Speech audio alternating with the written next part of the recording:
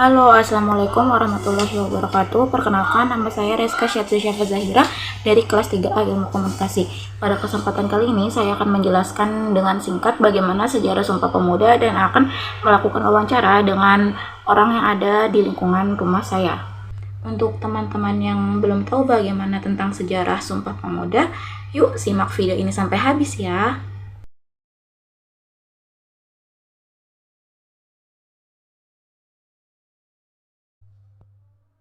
Sumpah Pemuda merupakan suatu pergerakan kemerdekaan Republik Indonesia yang dilakukan oleh para pemuda-pemudi Indonesia dengan menyatakan janji satu tanah air, satu bangsa, dan satu bahasa. Pengamalan nilai-nilai Sumpah Pemuda yang harus diamalkan dalam kehidupan sehari-hari sendiri diantaranya ialah seperti nilai kegotong royongan, patriotisme, cinta tanah air, musyawarah, kekeluargaan, dan cinta damai serta tanggung jawab. Lahirnya Sumpah Pemuda berawal dari Kongres Pemuda II yang digagas oleh Persatuan Pelajar-Pelajar Indonesia dan dihadiri oleh organisasi pemuda, di antaranya yaitu Jong Java, Jong Sumatera Nenbon, Jong Bataksbon, Pemuda Indonesia, Jong Islami Tenbon, Jong Celebes Sekarukun, Jong Ambon, dan Pemuda Kaum Betawi. Kongres ini dilaksanakan di 3 gedung serta 3 rapat yang berbeda untuk menghasilkan Sumpah Pemuda. Rapat pertama yaitu dilaksanakan pada Sabtu tanggal 27 Oktober 1928. Rapat pertama ini diselenggarakan di Gedung Katolik Jongenlingen, Bonn. Lapangan Benteng. Dalam sambutannya, Sugondo berharap kongres ini dapat memperkuat semangat persatuan dalam sanubari para pemuda. Acara kemudian dilanjutkan dengan uraian Muhammad Yamin tentang arti dan hubungan persatuan dengan pemuda. Menurutnya ada 5 faktor yang akan memperkuat persatuan Indonesia, diantaranya yaitu sejarah, bahasa, hukum adat, pendidikan, dan kemauan. Sedangkan rapat kedua dilaksanakan pada Minggu 28 Oktober 1928. Rapat kedua diselenggarakan di Gedung OS Java Bioskop dengan bahasan utama seputar pendidikan. Kedua pembicaranya adalah Purnomo Wulan dan Sarmidi Mangonsarkoro yang sependapat bahwa setiap anak harus mendapat pendidikan kebangsaan. Selain itu, setiap anak juga harus dididik secara demokratis dan ada keseimbangan antara pendidikan di sekolah dengan di rumah. Rapat ketiga yaitu pada Minggu 28 Oktober tahun 1928. Rapat yang ketiga diselenggarakan di Gedung Indonesisch Clubhuis Kramat yang kini diabadikan sebagai Gedung Sumpah Pemuda. Pada sesi ini, Sonario menjelaskan pentingnya nasionalisme dan demokrasi selain gerakan kepanduan. Sedangkan Ramelan mengemukakan gerakan kepanduan tidak dapat dipisahkan dari pergerakan nasional. Gerakan kepanduan sejak dini akan mendidik anak-anak agar lebih disiplin dan mandiri. Keduanya adalah hal-hal yang dibutuhkan dalam hal perjuangan. Pada rapat ketiga inilah diumumkan rumusan hasil kongres yang dikenal sebagai Sumpah Pemuda. Oleh para pemuda yang hadir, rumusan itu diucapkan sebagai sumpah setia. Sebelum kongres ditutup, W.R. Supratman menampilkan lagu ciptaannya Indonesia Raya yang mendapat sambutan meriah. Satu hal yang menarik dari lagu ini, tidak banyak yang mengetahui bahwa lagu tersebut selama ini dinyanyikan hanya satu bait. W.R. Supratman menciptakan lagu tersebut dalam 3 bait atau stanza. Dari ketiganya, stanza pertama jauh lebih populer dan dihafal masyarakat Indonesia daripada kedua dan ketiga. Indonesia Raya kemudian diresmikan menjadi lagu kebangsaan yang menjadi identitas bangsa Indonesia. Struktur Panitia Kongres Sumpah Pemuda II pada tanggal 27 sampai 28 Oktober 1928. Kongres Pemuda II ini diselenggarakan di Weltevreden oleh sebuah panitia dengan susunan sebagai berikut. Ketua yaitu oleh Sugondo Jojo Puspito dari P3I, wakil ketuanya RM Joko Mersaid dari Jong Java, sekretarisnya Muhammad Yamin dari Jong Sumatera Nenbon, bendaharanya ada Amir Syarifuddin dari Jong Bataksbon, pembantu 1 ada Johan Muhammad Jaja dari Jong Islami Tenbon, pembantu 2 ada R. Kaja Sungkana dari Pemuda Indonesia, pembantu 3 ada RCL Senduk dari Jong Celebes, pembantu 4 ada Johannes Limina dari Jong Ambon, pembantu 5 ada Rohjani Sukmut dari Pemuda Kaum Betawi. Nah, itulah tadi kestrukturan dari Kongres Pemuda II yang dilaksanakan pada tanggal 27 sampai 28 Oktober 1928. Adapun makna dari Sumpah Pemuda adalah Sumpah Pemuda memiliki cerita, sejarah, dan tujuan yang sakral bagi bangsa Indonesia. Sumpah Pemuda merupakan sebuah tekad dan semangat para pemuda-pemudi Indonesia dalam menegakkan kemerdekaan dari jajahan negara asing. Oleh sebab itu, Sumpah Pemuda memiliki rasa nasionalisme yang tinggi berkat semangat perjuangan yang terkandung di dalamnya. Berikut makna Sumpah Pemuda. Yang pertama yaitu ada menyatukan perjuangan bangsa Indonesia. Lahirnya Sumpah Pemuda menjadi titik awal perjuangan anak muda. Kala itu pemuda dan pemudi rela mengorbankan waktu, tenaga, pikiran, moral, bahkan harta benda demi menyatukan bangsa Indonesia. Tanpa Sumpah Pemuda dan perjuangan mereka, Indonesia bisa saja tak mencapai kesatuan dan tak berhasil melawan penjajah.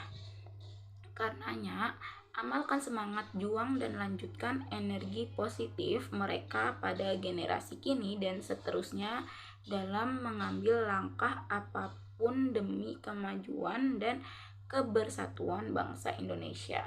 Yang kedua yaitu menekankan kebanggaan akan bahasa Indonesia. Bahasa Indonesia merupakan bahasa pemersatu bangsa. Masyarakat Indonesia menggunakan bahasa Indonesia untuk berkomunikasi. Bahasa Indonesia merupakan bahasa resmi yang telah tercantum dalam Undang-Undang Dasar 1945 pada pasal 36. Kebanggaan akan bahasa Indonesia perlu ditekankan, terlebih saat ini bahasa Indonesia mulai tergeser karena modifikasi bahasa. Padahal tanpa pemahaman berbahasa yang baik, mengungkapkan isi dan ide akan sulit. Hal ini juga berpengaruh pada intelijensi dan rasa nasionalisme. Yang ketiga yaitu menjaga keutuhan bangsa. Menjaga keutuhan bangsa merupakan hal yang harus dilakukan oleh masyarakat. Di era sekarang, makna Sumpah Pemuda harus ditanamkan melalui pelajaran sejarah di sekolah. Hal ini untuk menumbuhkan rasa nasionalisme para generasi muda, dan perkembangan teknologi saat ini cukup berpengaruh pada cara berpikir generasi muda. Teknologi seharusnya digunakan secara bijak agar generasi muda dapat lebih peduli dan paham akan kondisi negaranya.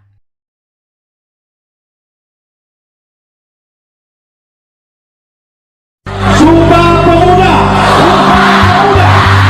Satu. Kami putra dan putri Indonesia mengaku bertumpah darah yang satu, tanah Indonesia. Dua. Kami putra dan putri Indonesia mengaku berbangsa yang satu, bangsa Indonesia. Tiga. Kami putra dan putri Indonesia menjunjung bahasa persatuan, bahasa Indonesia. tentang sejarah singkat Sumpah Pemuda dan juga pembacaan teks Sumpah Pemuda. Selanjutnya saya akan melakukan wawancara singkat kepada teman saya terkait dengan topik yang sedang kita bahas, yaitu Sumpah Pemuda. Teman-teman, jangan lupa tonton videonya sampai habis ya.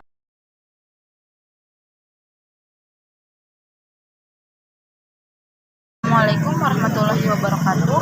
Perkenalkan, nama saya Reska Syadzah Syafa Zahira dari kelas 3A Ilmu Komunikasi. Pada kesempatan kali ini saya akan mewawancarai salah satu teman saya yang bernama Ratu Farah Ayu Destria. Halo semuanya. Nah, pada saat ini topik yang akan kita bahas adalah tentang Sumpah Pemuda. Karena beberapa hari yang lalu kita baru saja memperingati Sumpah Pemuda nih. Pertanyaan pertama, pemuda itu diperingatinya setiap tanggal berapa di setiap tahunnya? Sumpah Pemuda itu diperingati di tanggal 28 Oktober di tahun 1928. Nah, kakak nih sebagai generasi Z itu hafal nggak sih Sumpah Pemuda itu? Hafal? Coba sebutin dong kak kalau hafal. Oke. Jadi Sumpah Pemuda yaitu kami putra dan putri Indonesia mengaku bertumpah darah yang satu, bangsa Indonesia. Kemudian yang kedua, kami putra dan putri Indonesia mengaku berbangsa yang satu, yaitu bangsa Indonesia. Dan yang ketiga yaitu kami putra dan putri Indonesia menjunjung tinggi bahasa persatuan, bahasa Indonesia.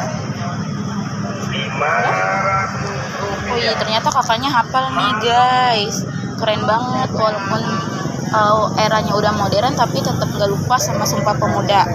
Nah, yang selanjutnya nih kak, menurut kakak kalau zaman dulu itu nggak ada Sumpah Pemuda, ini gimana sih kak zaman sekarang jadinya tanpa Sumpah Pemuda? Jadi kalau misalnya zaman sekarang tidak ada Sumpah Pemuda, menurut saya itu tidak akan ada yang namanya anak muda yang mengingat atau menggunakan kebudayaan Indonesia dan diterapin di dalam kehidupan sehari-hari, Kak. Jadi alangkah lebih baiknya memang ya sudah bagus gitu, sudah ada Sumpah Pemuda dari zaman dulu, kemudian di zaman sekarang pun penerapannya masih bisa digunakan. Nah, terus menurut kakak nih, penerapan Sumpah Pemuda di masyarakat di zaman yang modern dan serba digital saat ini tuh gimana sih kak penerapannya? Kalau menurut saya dari Sumpah Pemuda sendiri itu kan mengangkat 3 poin ya kak. Ya. Jadi yang pertama itu ada tanah air Indonesia, kemudian bangsa Indonesia dan berbahasa Indonesia. Dari 3 poin itu kita bisa ambil bahwa kita sebagai anak muda itu harus bangga menjadi bagian dari tanah air Indonesia, berdarah Indonesia gitu. Kemudian yang kedua, kita juga harus bangga bahwa kita memiliki kesatuan yaitu sebagai bangsa Indonesia. Dan yang ketiga, kita juga harus bangga bahwa kita sangat menjunjung tinggi bahasa Indonesia dan menggunakan bahasa Indonesia sebagai bahasa pertama, atau paling tidak jika memang bukan sebagai bahasa pertama, kita menggunakan bahasa Indonesia itu menjadi bahasa yang utama digunakan di dalam kehidupan sehari-hari gitu kak. Nah, jadi itu guys, penerapan di zaman sekarang sebagai pemuda kita harus tetap menggunakan bahasa Indonesia yang baik ya kak, berarti, dan tentu saja memperluas wawasan kita tentang budaya Indonesia. Nah, terus selanjutnya nih kak, menurut kakak dalam Sumpah Pemuda itu nilai-nilai apa aja sih kak yang terkandung di dalamnya? Jadi nilai-nilainya itu kan tadi kita sudah membahas 3 poin ya kak ya. Ada darah Indonesia, maksud saya darah atau tanah air Indonesia. Kemudian yang kedua ada berbangsa Indonesia, kemudian juga berbahasa Indonesia. Nah itu nilai yang sangat amat dalam sebagai pemuda, karena memang di jiwa kita yang sekarang ini, apalagi di tengah gempuran kultur sekarang itu sangat-sangat diperlukan adanya poin atau nilai-nilai yang mengandung cinta negara gitu. Jadi agar kita tidak terbawa arus kak. Oh ya, jadi seperti itu ya guys. Nah selanjutnya nih kak, bagaimana sih tanggapan kakak atau pandangan kakak tentang anak muda yang saat ini tuh kurang peduli tentang adanya Sumpah Pemuda ini, itu gimana Kak? Kalau untuk ketidakpedulian ya kayak itu kan tergantung dari setiap orang ya, tapi sebagai pemuda Indonesia sih harusnya peduli Kak, karena kalau misalnya nggak peduli nanti jadinya kurang memahami apa sih yang sebenarnya harusnya anak muda itu bisa ambil nilai-nilai baik gitu, apalagi terutama sebagai pemuda Indonesia. Nah, terus nih Kak, yang terakhir, harapan Kakak buat anak muda Indonesia zaman sekarang ini apa sih Kak harapannya? Jadi harapan saya yang paling besar sebagai anak muda juga gitu, yang pertama sih anak muda harus bisa berpikir lebih kritis, lebih inovatif, lebih kreatif, terus juga bisa mengembangkan ide-ide yang bisa membawa masyarakat ke arah yang lebih maju lagi. Mungkin dalam segi teknologi atau pendidikan, kemudian juga lebih peduli terhadap lingkungan gitu Kak. Wah, bagus sekali jawabannya. Nah, itu guys tadi wawancara saya dengan teman saya terkait dengan Sumpah Pemuda. Terima kasih ya Kak telah meluangkan waktunya untuk menjawab pertanyaan dari saya. Nah, Terima kasih juga Kak. iya. Nah, jadi sekian dari saya, kurang lebihnya mohon maaf. Wassalamualaikum warahmatullahi Tadi adalah wabarakatuh. wawancara singkat saya bersama teman saya seputar tentang Sumpah Pemuda. Selanjutnya saya akan memberikan penjelasan tentang bagaimana kita harus memaknai Sumpah Pemuda di era modern dan digitalisasi seperti saat ini.